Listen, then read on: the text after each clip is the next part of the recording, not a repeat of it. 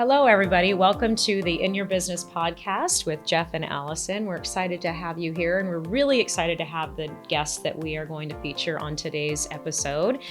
We have John Gronvall with the Aveda Institute of Las Vegas. I'm sure that you all have heard of Aveda and how amazing products are and the people, but he is the driving force behind all of that because he actually is the one who started the school here in Las Vegas. And I will tell you, I've been working with John now for, I think, 4 or 5 years. Or more. It's been a long time. Yeah. So when I walk into his school, the care that you see just in the setup of it, the cleanliness of it, but also the employees, it is very, very different than what I've seen elsewhere. And so I'm super excited to hear all about how you started this company and where you came from and just learn more about you. So Thank you for being here. Thanks for having me. Yes, of course. So how did you wake up one day? Well, first of all, how long have you been doing this? 20 years. It'll be 20 years in May of next year. Oh my goodness. So you know a thing or two. I know a thing or two. Yeah. Lived through ups and downs, but actually how it happened was kind of an interesting story. I'm from Ohio. Most of my background is in real estate development, was not beauty schools or the beauty industry. And the fellow who cut my hair owned an Aveda salon, and he also had purchased the Aveda Institute in Ohio, outside of Youngstown, where I lived. And he was cutting my hair one day, and he said, I bought this school, and he converted it into an Aveda Institute, and would I like to come out and see it? And I said, sure. So I rode out, and he was remodeling everything to make it more in line with what Aveda standards are. And I was pretty impressed with that. And so 5 weeks go by or so, I go back for a haircut. And I always loved going into his salon because he went way back with Horst Reckelbacher, who was the founder of Aveda. And he did all of the Aveda rituals and did everything exactly as Horst would want it to have been done in terms of the practices. You get a little neck and back massage, all the extras that you get with Aveda. And so he's cutting my hair, and he said, you're doing some things out in Las Vegas, aren't you? And I said, yes. And at that time, I was actually commuting back and forth about every other week. And he said, well, Aveda wants me to open a school in Las Vegas. Would you be interested in helping me? I said, certainly, I'll help you do whatever you need. And so I met him out here and met with the Aveda people and started to learn about what a school was all about. And I kind of liked it. I liked the business model early on. It's a pretty complicated business model once you get into it. But I agreed to invest in the school, and I basically located where we are, did the real estate things, managed the build out of the school. And back in 2005, 2006, which I thought was very interesting, was very Las Vegas-like, where the requirement was, in order to get licensed as a school, you had to build it out, you had to have enrolled 25 students, and you contact State Board on the day you open, and they come and let you know whether or not you're licensed. Oh my gosh, how do you even get 25 people to enroll in those circumstances? That's a fun story too. Where we were, where Starbucks is now, there was a Marie Callender's. So while we were building out the school, initially we were 15,000 square feet, so it's a pretty big school. We're now 20,000 feet. Marie Callender's was our enrollment office. And we started marketing, and people would come. We'd walk them through the construction. It was exciting. We at least knew we're in pretty good schedule on when it would be completed. And so they came, State Board came down, everything was in as expected. And thankfully, we got our license. We were about $2 million invested in the project. So, I mean, clearly, I think at some point you would get a license, but if you follow the rules, it was not that hard. They have since changed that Okay. because that's a pretty big barrier to Is the entry. requirement of students lower now?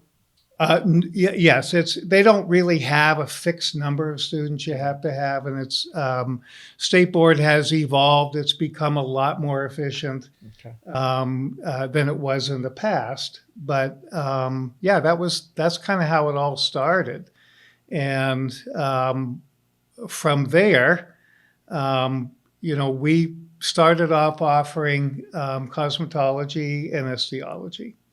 And now what we were doing massage for a while, but then some regulatory issues came in with the federal government on how it's accounted for. We decided to step back until that clarified. But we also do nails. So we do cosmetology, osteology, nails, and we also do advanced aesthetics, which is relatively new.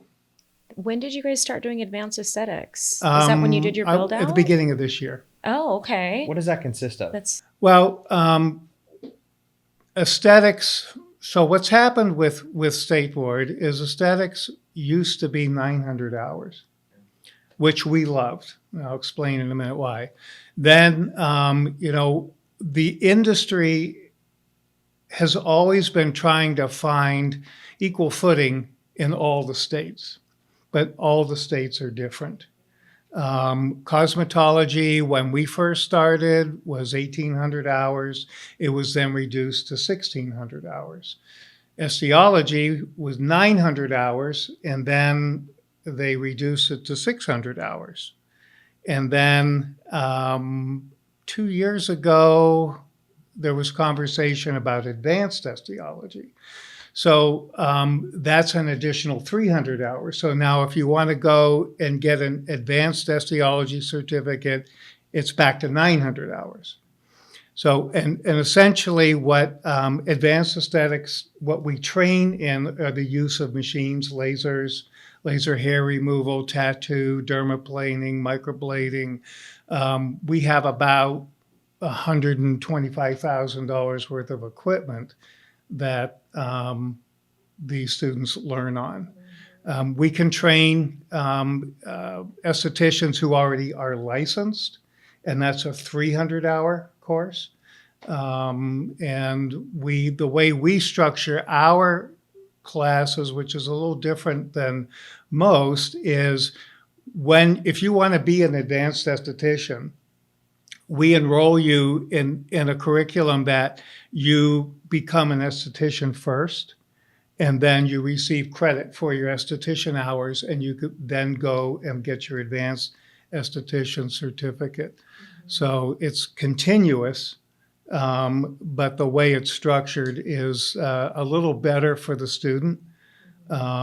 We are advocates of, for example, during COVID, we only did online or distance learning for theory. Nothing that was hands-on or practical would we agree to do. And thankfully, it didn't last that long, so it didn't impact us. It almost didn't impact us at all because we had such a great staff to do the online teaching, and we teach a lot of theory. So there was a short enough period of time that we didn't run out of things to teach with. The industry, you're dealing with touching clients, you're dealing with chemicals, you're dealing in an environment where you really need to understand sanitation and safety and what all those protocols are. And that's probably the most important aspect of what we train in, because those are the areas that State Board inspections, they're always, when they come to our salons, they're always making sure that your sanitation is compliant. And because there's a lot of things happen to people in their scalps and their hair, on their skin.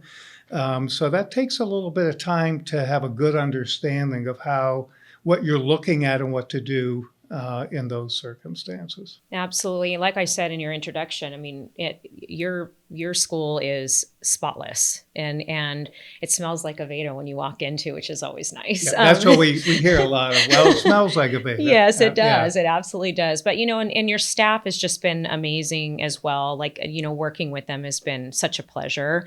How do you get students? Obviously cosmetology is such it's a big industry right now, right? And it has been. And so how do you differentiate yourself, and how do you attract students to Aveda Institute? Because I could be wrong on this, but I would venture to guess it maybe is a higher echelon, or maybe costs a little bit more than other schools? No, our cost of attendance is competitive with everybody else. Great. You have to be. If you when you come into the school and you look around, we have such a diverse student body, men, women, from all areas around town. Most of our students come from a 12-mile radius around our school. Okay. And we selected that location because 20 years ago, when you were developing cosmetology schools, you always tried to locate in or around a university.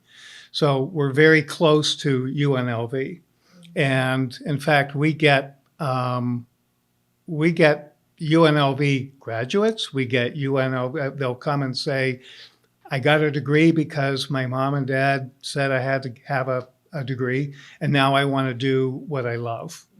And so the marketing is pretty much what you would expect right now. It's mostly social media. We have a professional company that manages that process for us. We also do our own organic social media, as much of it as we can. Obviously, your best lead is a referral. We have a lot of referrals, and I think that's a testament to the educators. What a great job they do, how much fun the students have. We do a lot of different fun events, Catwalks for Water, which raises money every year for Aveda's big money raise is around clean water. Oh, okay. And they do it globally. And it's a requirement, kind of a requirement, that you participate in it. And every year in the spring, we do a fashion show, which is called Catwalks for Water. Last couple of years, we did it at Tivoli outside. And the students make their own outfits out of recyclable material. And we set a theme, and they build dresses and do the makeup around that theme. And it takes them 6 or 8 weeks to actually come up with what it is they want to do, and they work in teams. And we raise money by add-on services at the salons and also at the school. And just a variety of different things to raise the money. We share it with Charity Water, which is a global organization, and also Western Resource Advocates, which is based in Colorado. So we split it 50-50. Some goes to kind of local initiatives, and the other's a global initiative. And I think Aveda has raised close to $100 million for clean water, and they build wells That's amazing. in third world countries and all of that. So see, this is the reason for this podcast. Just learning stuff like that. I never had any idea, Yeah. and I would love to go to that fashion show. Oh, okay, I would sure. This Yeah. is so great. I mean, in all reality, and I'm sure that the students really take ownership of that too, and it probably creates a pretty special place in their heart. Some for the amazing, initiative. some amazing work. We also do a fantasy fair every year, which is hair, makeup, and a fantasy costume. That's kind of an internal friends and family come and see the competitions, and then they vote on the best outfit and theme for that. So it's not just sanitation and clinic practices. They have a lot of fun as well when they're attending school. It makes a difference. We were just talking prior in a prior podcast that referrals is really where it's at, right? And in all reality, I feel like no matter what industry you're in, the best compliment you can ever get is a referral, because that means you're doing something right. Well, And yeah, so, it is. And if you look at our website, you'll see we've got, I don't know what it is, over 4,000 5-star reviews. And the reviews are for as much how well we educate our students, how passionate we are about the craft, but also from our customers. We serve the local community. Clearly our students have to do services to gain practical knowledge. And so we offer all the services that we would do in one of our salons. how does one book one of those services with your It's called school? the Institute, or you can book online as well. How about the job placement? How does that work as these kids finish their hours, or students? Actually, they're not really kids anymore. How does that work? How do they transition? Is it working for different salons in town, or for the school? Talk a little bit about how that works. Well, I'll give you a bigger answer. Okay. So the business model of schools, you should be accredited. In order to offer financial aid, you have to be an accredited institution. NACAS is an accreditation, the lead accreditation body. Very, very difficult, strict standards in order to receive an accreditation. But once you do, then you can apply to the Department of Ed to be able to offer financial aid, which are Pell Grants, subsidized loans, unsubsidized loans, Parent Plus loans as well. That basically opens your institution up to the general market. And if you were only on a cash pay basis, it would be a very, very difficult business to operate. So as part of your accreditation, we have to file an annual report every year with NACAS. We are audited for compliance. We are audited for our financial performance, and you have to meet certain criteria every single year with NACAS. And one of the criteria is placement. And we are required to place 60% of our graduates Oh, wow. in industry-related jobs. Wow. So, when you talk about placement, it's very near and dear to our hearts, because if anything outside of the ordinary would tip the finances of a school upside down where they would lose their accreditation, it's there. So, fortunately, we have always met our placement criteria, because salons and related businesses, which could be in the beauty business, Sola, or not Sola salons, but the Sephora, you can work in there as an esthetician. And now more and more of them are requiring, when you're working at a makeup counter, maybe even Neiman Marcus, they prefer to have an esthetician or a cosmetologist because of their training in makeup and skin. So from day one, we are filing our annual report in about a week or two. It's due in November. And we have already met our placement goals. So we start, we never stop working placement. Every single day we are working on placement. It's no good to us or even our graduates if we can't get them the job that they would like to have. So it's a very important aspect of our survival as an accredited school, but also to be fair with the students, because you get them educated, they want to get out into the field. And, with the certificates and the licenses that they receive, it gives them a lot of options that you can earn a lot of money, but you don't have to work 60 hours a week. And especially for two-income families, where you have children and you want to be able to care for your children without having to pay for daycare, it's the perfect schedule. You can work specific days, you can work in the evenings, you can work in the mornings. It's a very flexible career to be able to have. So the placement is very important for us. That's sense. incredible to know. I mean, in all reality, you don't get that with university, right? You don't. I think you'd be shocked if you looked up a standard university at what their actual placement rate is. But are they doing I guess where I would say is, are they doing as much work to help the students get those placements as you might I be? think they are, because they have so many resources. Yeah. And, where we actually, it's a little more of an intimate process. We do career fairs. So we reach out to successful salons and businesses, spas, to come to our career fair. We have one in a week or two. We do at least two of them a year.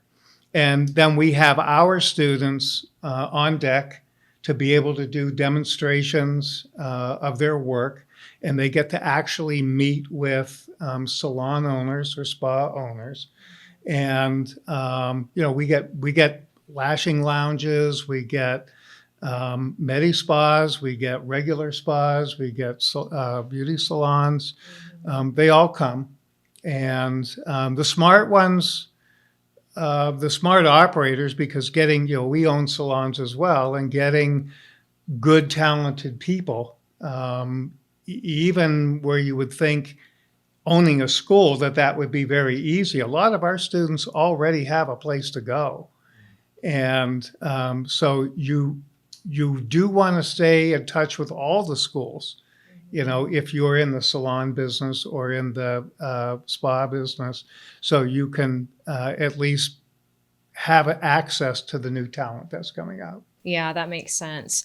There's so much that goes into it, again, that I never knew, and I'm loving learning all of this without a doubt. And we work with another vocational school here locally, who's Yep. in multi-states, and what I've always heard from them is their growth as a company and survival is about creating more employees for the industries they're training on. I mean, and they're more in the HVAC and auto service repair. They do a lot of that and phlebotomy. But they've always told me, we have to place as many students. So it's not just getting more students, but it's their reputation, right? And it's producing good quality employees for people across the country. Yeah. Well, and to that end, trades are on the up and up. Yeah. Mm-hmm. And as we like to point out, we call them points of difference. Our industry is one of the few remaining industries where you can touch a client.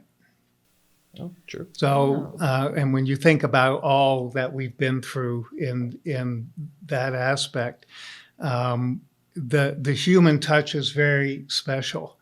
And it's very important. So when you ask the questions about, well, what about AI or AR and how is that going to impact things? Well, the answer is it's going to impact it greatly, but not from the aspect of augmented reality, or it's not taking away the connection between the client and the provider.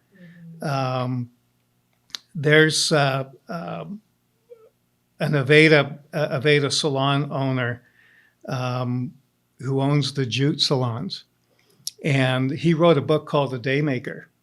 is a great book. We give the Daymaker book to all of our students, and he's kind of a celebrity hairdresser kind of guy, and his salons are known. I think he's got, I don't know, 8 or 9 salons, and he got his start in Minneapolis with Horst Reckelbacher. Anyways, he was doing a lady's hair, and she was very distraught, but he didn't know it. And he, to shortcut the book, he touched her in such a way that she had an intention to end her life, and she didn't.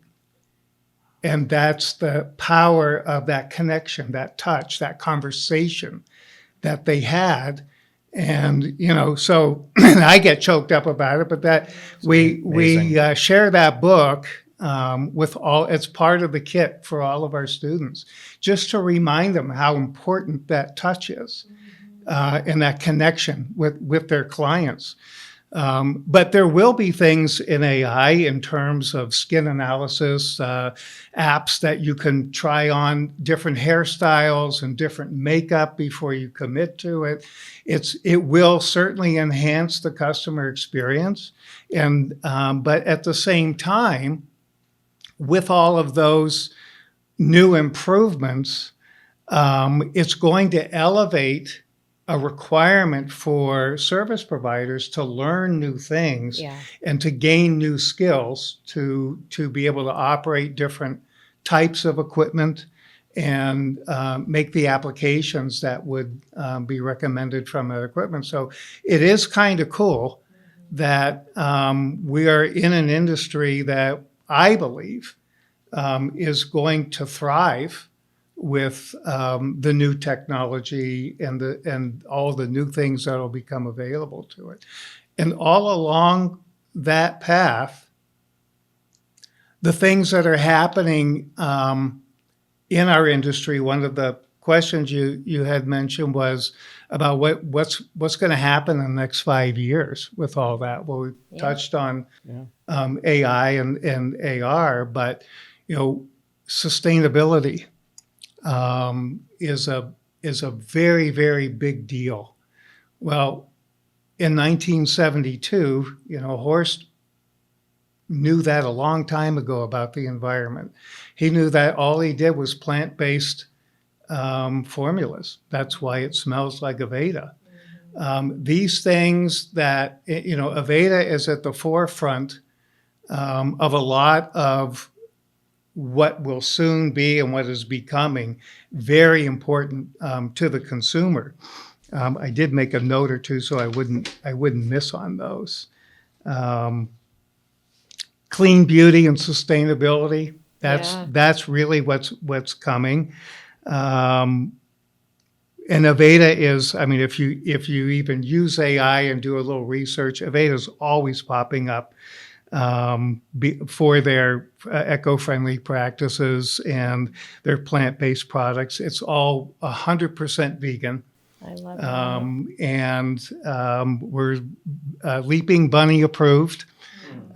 So those who love animals understand what that's all about. And that's, and it's a B Corp certified business. It's business as a force of good. So all of those things that maybe a real estate guy from 20 years ago, it wasn't that meaningful, but growing up in it and actually seeing it, it becomes more and more meaningful, not only as you get older, but also as it plugs into what our future looks like. Yep. And being blessed to be a part of that brand is amazing. So, that gives us a leg up right from the very beginning. And it does help with our marketing, gives us a certain standing in that community, in the community that gives back, in the community that cares, because we've been doing it for 20 years. This is so great. I have another very large client that is in the exact same space, right? B Corp and giving back, and everything is vegan and it's all natural products, and it is where the world is going. And I think it's a good thing. I don't think that that is a bad thing at all. I mean, in all reality, I feel like there's been too much of, just the unnecessary additives, chemicals, whether it's in our products, our food. I've shared this before, but I'm highly allergic to food dyes. And so seeing what's happening now where food dyes are starting to become a thing of the past in our food, you think about little babies' skin too, right? All the chemicals and whatnot that can be in some of those products, where if you have a clean product like that, it's such a difference, not just in the reaction, but also internally what's happening with us. There's no mystery why we have so much cancer in our country, right? And so I again, this is another thing, like obviously I knew Aveda was clean, but the giving back and making sure that you're part of the honestly like a world movement, and making sure that the people who are using your products are healthy and just everything is so sustainable. It blows my mind. So yeah, this is what you great. put on you goes in you, and it doesn't matter whether it's So shampoo true. or if it's lotion or Yeah. whatever it is. And I can tell you that Aveda is owned by Estee Lauder. Estee Lauder is doing better. They're not doing great, but they're doing better. And one of the conditions when Horst sold the company to Estee Lauder was that they would leave it alone in terms of their mission. And they've respected that.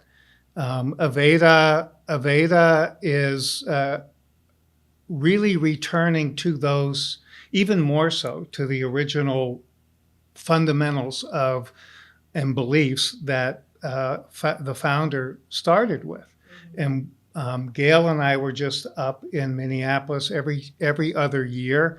Aveda has what they call the Aveda Congress, which is a big show, really well produced, in Minneapolis, where they invite all the Aveda salons and the hairdressers and the estheticians and everybody involved in the world of beauty that's connected or a part of Aveda. And there's thousands of people that attend. And, you could feel, because I've been going for, 15 years or so, you could feel a renewed energy, a renewed commitment. And I think it's like, we were right all along, but now we really know that what we were doing mattered. So it's okay to talk about. It's okay to be proud of it.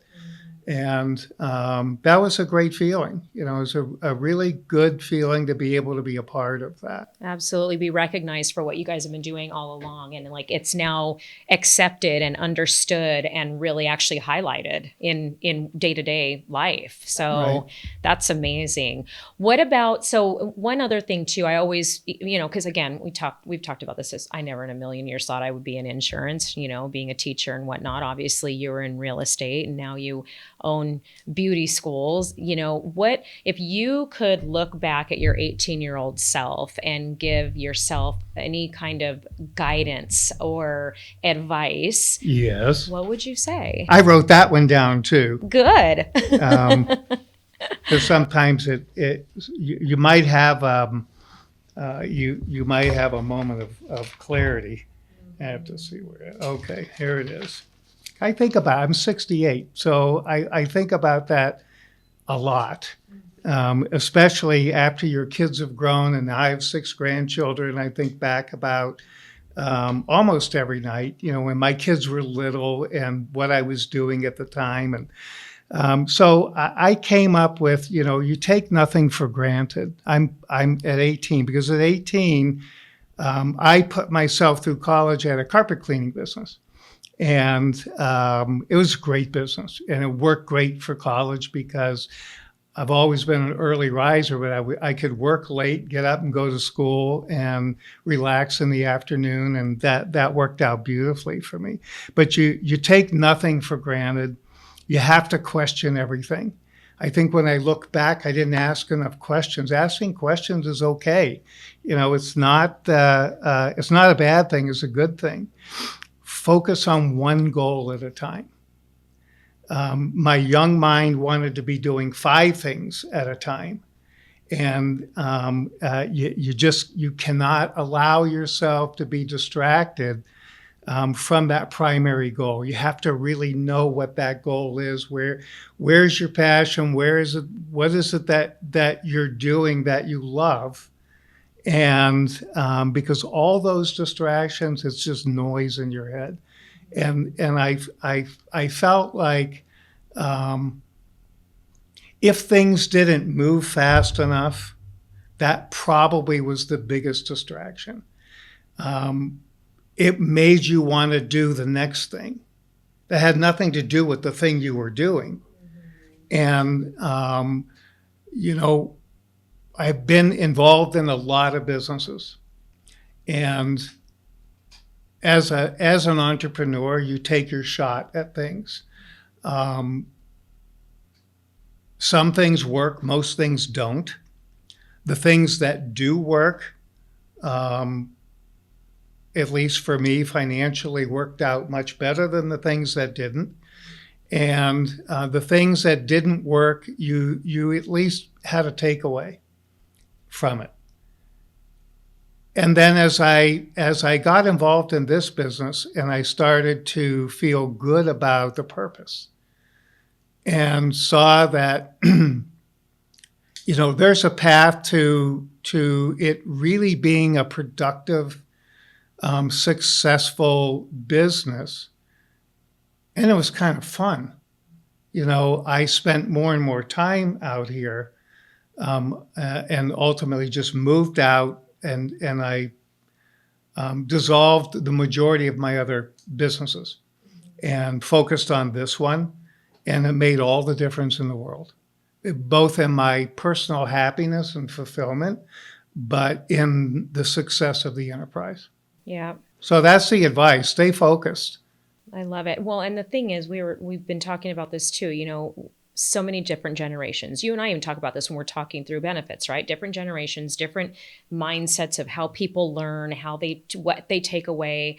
But in all reality, at the end of the day, no matter what the generation is, and something that we really want to get across to the younger generations with, in part help with this podcast, is you got to work and you're going to fall, and it's okay. And you get back up and you work again, and then you're going to fall, and it's okay. And eventually, if you stay focused, rather than, like you said, letting all the noise in your head to where, oh, well, this isn't working, I'm going to go do that. Then you're not happy because you really wanted to do that, and then go do this.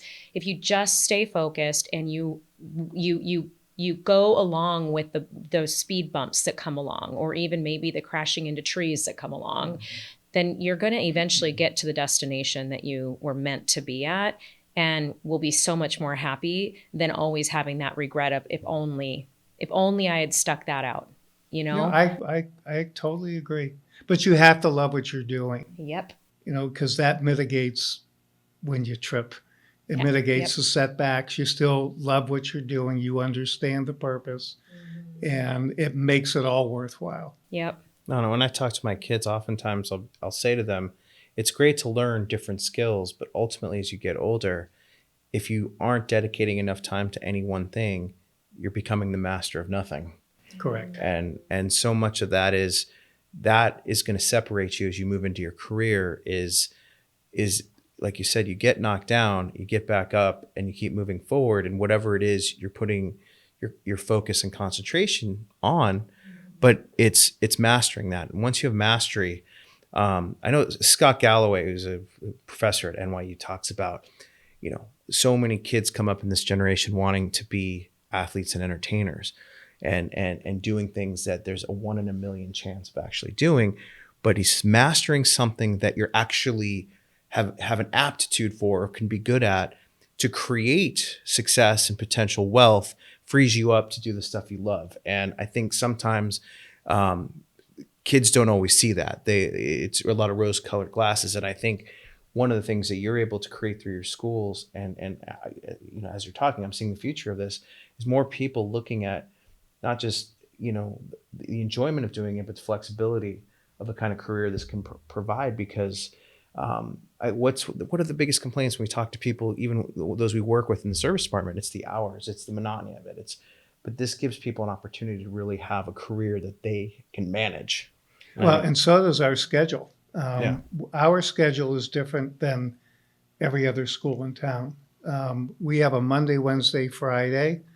It's a 10-hour day, but it's 3 days a week. Yeah. And, we had a schedule when we first started of 5 days. And as we grew and being in Las Vegas, the work schedules of people, because I would say 80% of our students are working.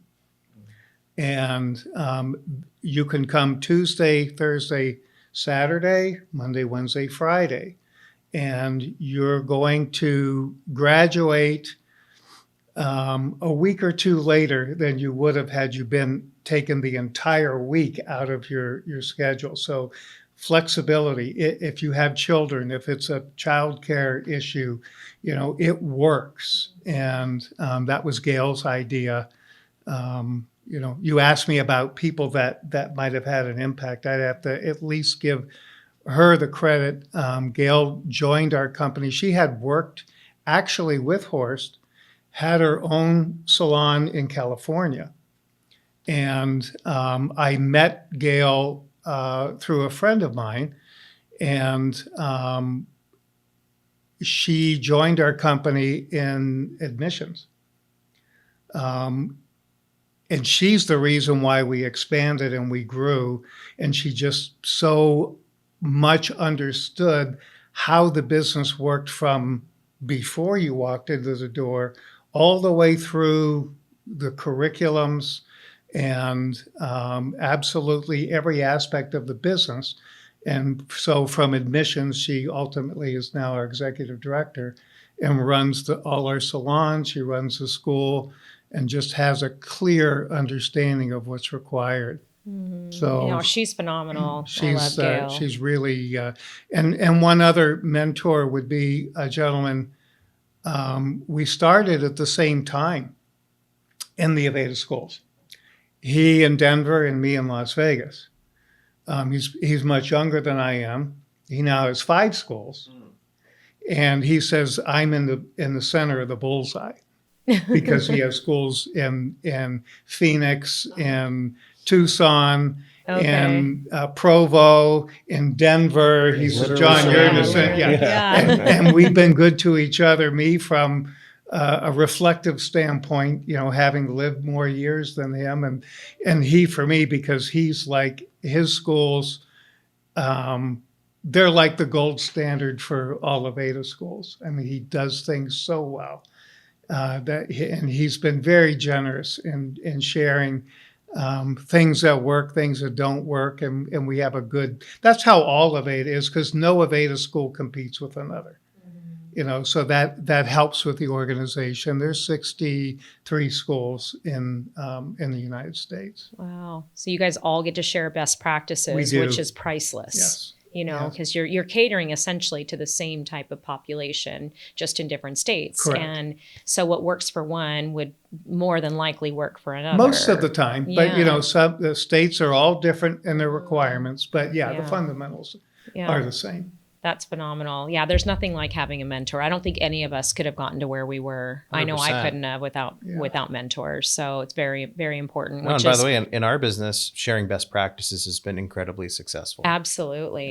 Yeah, absolutely. And we work with mentees now, Jeff and I. He works with a gentleman on the P&C side. I work with a newer guy on the employee benefit side. And it's kind of goes back to what you're talking about. It's really important, I feel, to pay it forward, because none of us could get to where we are without somebody who was willing to pay it forward. True. So, well, this has been wonderful. Let's not forget the one question, why we use your company. Oh, well, I mean, I've been so ingrained Should we throw that in Aveda. There? Why?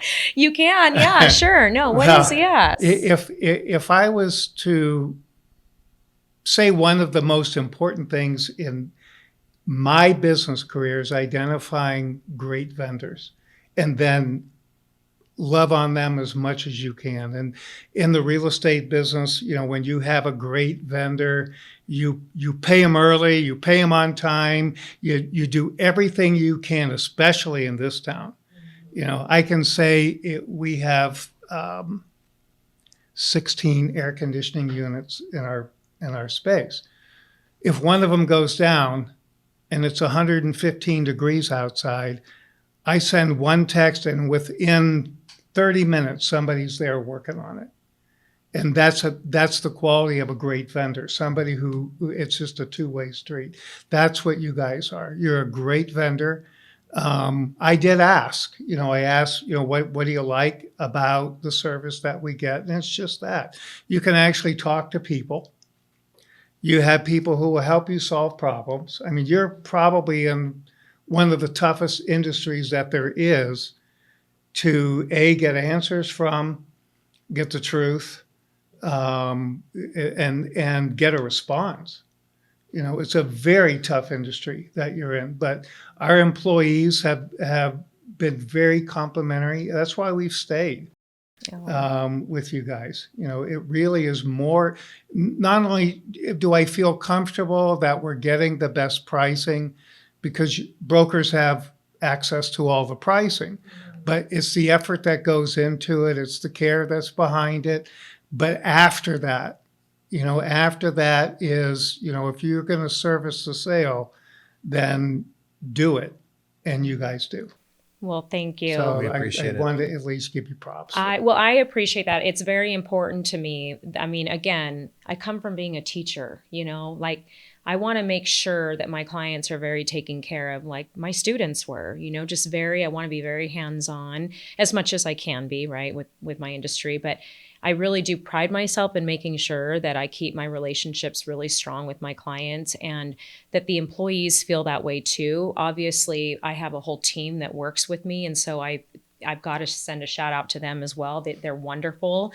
Because if they weren't, I couldn't do what I do either. Right. And so it's probably the same thing with you, where where you are. You've got it, your employees are wonderful. If you didn't have them, it wouldn't matter how much effort you put into it. Right. So, but the effort you put into it is very much noticed by your employees, it's like that wonderful circle, right, of trust and making sure. So I really appreciate you saying that, because I try very hard to put that shows. Forward. Well, good. Absolutely. I love that. But let's talk about something fun. Food. Let's talk about food. Yeah. I saw that. We're some foodies. Well, there's always two answers to the question. Okay. And, I work very hard at trying to stay healthy. So I have a very clean diet most of the time. But you ask about a favorite restaurant. Yes. Vintner's Grill, because I live up in the Summerlin area. They're a great one as a good standby to Fantastic. always go to, always know what you're going to get, what to expect. If I was, I say maybe 2 or 3 times a year, I'll treat myself to In-N-Out. Oh, fantastic. I'd rather eat an In-N-Out than a filet. Yeah. It just tastes better. It's so funny you say that, because I have never been to In-N-Out. You should go. I've never eaten. No. What? until like 2 weeks ago. My husband had a procedure, and all he wanted afterwards was In-N-Out. Don't blame him. And so I went and I got In-N-Out, and I'm like, and I love French fries. I have actually a problem with French fries. As do so many of us. And so I'm like, okay, I know I'm going to smell his French fries. And normally I would just eat them and he wouldn't say a word. But because he had a procedure, I felt bad. So I got 2. Not even kidding you. I finished the entire thing of French fries by the time I got home. So now I'm going to probably have to try the burger. Yeah. But it's about the burger there even more, honestly. Oh, okay. Yeah. Well, I'm telling you, you're going to go, oh, it's a burger place. Because the fries, as you know, can be controversial with some. Oh, absolutely. I like them. Some people, if you go into these online forums about best fast food burgers and fries, In-N-Out's it's kind of split on the fries, Oh, unfortunately. I love 'em. But the burger it's almost unanimous. People are like, yeah, it's really, and really when you talk value, especially with some of the places that are serving smash burgers or that kind of burger, it's really Yes. such a great value compared to what else is out there. It really is. Oh, When I it left, is. I'm like, Yeah. that's it. That's all it Yeah. cost. Okay. A lot less than Five Guys, where you might as well just go have a steak Yeah, no, Yeah. for no. that. But I want Yeah. to give one other shout out to a restaurant. Yeah. Occasionally, I would go to Echo and Rig in Tivoli. Yeah. Yep. Service has always been Know it well. excellent. Their service has always been excellent, and I always felt that their food was above average, but not off the hook. So I was there last Saturday, and because it's been difficult to get in, and I keep thinking like, gosh, I can literally go on Open Table on Saturday afternoon and book every restaurant. If you go to the higher end restaurants in and around Summerlin, you really have a problem anymore getting a time to get in. It's like, well, what do you want to do? 5:30, 6 o'clock, 6:30, 7. And so I booked Echo and Rig a couple days early. Went there on Saturday. And this is what I learned, because Echo and Rig's Echo and Rig. They have good meat. They have good food. They have great service. They've got that down pat. When I walked in there, and I go early because I get up at 4:30, every table, we sat outside, but every table, there was more tables that had 6 or 8 at the table than there were that had 4. I looked around and people were dressed very casually, families. And then I looked at their menu and it's like nothing on this menu is even close to being overpriced. I was blown away by it, because lately I've been going, I'll go to Durango, go to Nico's, and now you're at a $90 steak. Oh, yeah. And it's like, this is getting out of control. Value, Yeah. good service, good food, and value fills that place with families and small parties, and it was so obvious. Yeah, they're Yeah. chef and butcher operated and owned, and you can see it. And you can go downstairs to their butchery. Oh yeah, I used to buy when I was eating bacon. I would buy bacon. You get great quality meat there for sure, and Yeah. It's funny when people come in to town, whether family, friends, or some of the insurance carriers come and they want to have a nice lunch, and they look at the price. They're like, I'm getting a Wagyu steak for $60, where on the strip it'd be over 100. Yep. It's because this place is operated by chefs, and they're not looking to just blow the doors off of prices there. And you're right, the service is always fantastic. Yeah. Mm-hmm. Yeah. I will say, I will only go to the one in Summerlin though. Really? Mm-hmm. Yes. And I've heard that. Yeah. And I don't know what it is other than the one in Green Valley. I just don't think has the same ambiance. Oh, okay. That's the ambiance at the Echo and Rig in Summerlin. That's part of it for me too, right? Sure. I mean, the value, the service, all that, but it's so pretty. It's pretty in there. It's like, it's airy, it's light. And I think maybe because I've gotten accustomed to that, the one in Green Valley it just seems so different. It is you a know? different I haven't layout for been. sure. I don't drive that far. Yeah. Oh, well, I'm almost to Boulder City, so. That's the disease of living in Las Vegas. Having been here almost 25 years now, I learned fast in the first year or two, because the way the city is built, they built every kind of convenience, grocery stores, laundry places, local restaurants, all within 5 minutes of where you live. Live in a So 5 it's like you mile have to radius. have a real good reason to go beyond 5 miles from your house. So it is a unique. I tell people that live in other cities, and they go, "That's so weird." I go, "That's how Las Vegas has been But built out." I will say Summerlin has way better restaurants than any of us anywhere else in the city. Yeah, that's probably fair. Yeah. Yeah, that's fair. So we will make the drive every now and again to go do it. Not that it's even that far of a drive if you think about it. It's really not. It's all freeway. When you from where think live, about, pretty when you much. think about everywhere else. But Yeah. yeah. How about you? What do you got? I'm very health conscious. Like I hardly ever eat out. So it's always like, oh my gosh, where have I been? Where have I been? But I did go to True Food Kitchen, which I really love. Very, very healthy food. I don't know. I feel like when I'm putting stuff like that in my body, I don't feel so bad about eating out, So I'm going to give that one a shout out. I know it's more of a chain, but it was above par, I would say. Well above par. Like it's a returner. In my house, when because I make dinner a lot, again, we don't eat out a lot. Is it a make again or is it not? This one's a do again. Yeah. Okay. All right. Yeah. Well, I'm gonna use a lunch place this time, not a dinner place. This one was lunch too. Sorry. And so I hike almost every weekend. During the summers, it's Mount Charleston. During the fall and winter, it's out to Red Rock. But found a place this summer, and I have to, I guess, give a shout out to Brandon of Las Vegas, who I follow on Instagram. He's a foodie, throws out places, and it's 702 Sandwiches. And it was under a different name, and I don't remember the other name. It's at Cheyenne and Tenaya, right off the 95 freeway in the Target shopping center there. And this very wonderful, cute little Vietnamese woman who used to work on the Strip. I've been told she won a Michelin star as a baker at one of the restaurants. She makes all the breads in house, and from Dutch bread to focaccia to everything. All the meats, she brings in a lot of stuff from France.